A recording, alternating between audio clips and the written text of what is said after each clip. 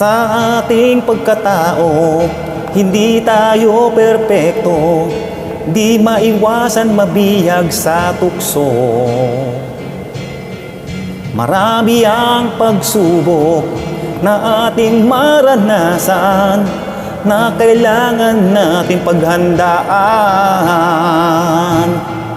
Sabi nila walang forever, dahil maraming sumurender.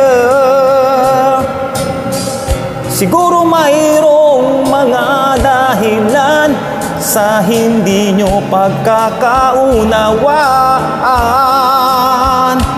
Kung siya ay lumisan at ika'y nasaktan, mayroong reason kung bakit kanya iniwan.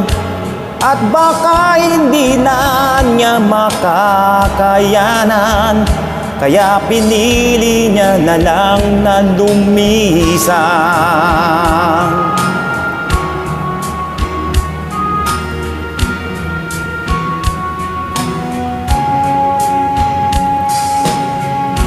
Kaya kayo mga boy, kung di kayo seryoso, wag yun na lang din namang itodo. Wag manakit ng puso, pag-ibig ay di biro. Wag yun naman gawing isang laro. Hindi mainam ang masaktan, di madali ang mag-move on.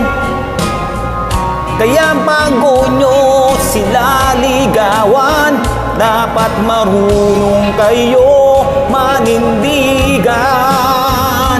Kung siya ay lumisan at ika'y nasaktan, mayroong reason kung bakit kanya iniwan.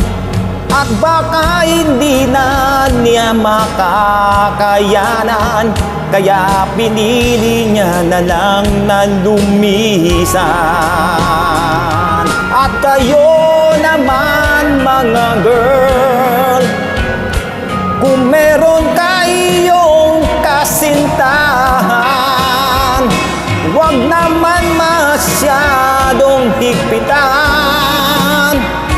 Pagseselos ay ating iwasan, kung wala namang katotohanan.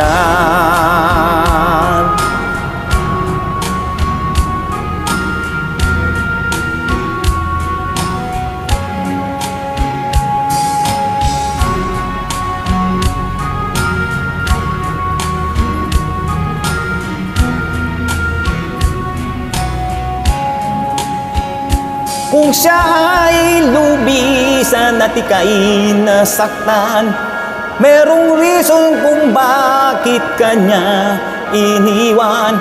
At baka hindi na niya makakayanan, kaya pinili niya na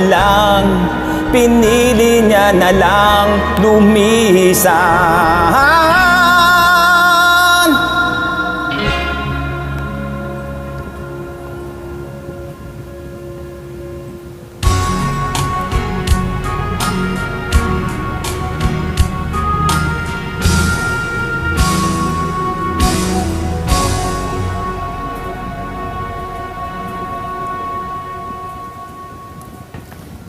Thank you.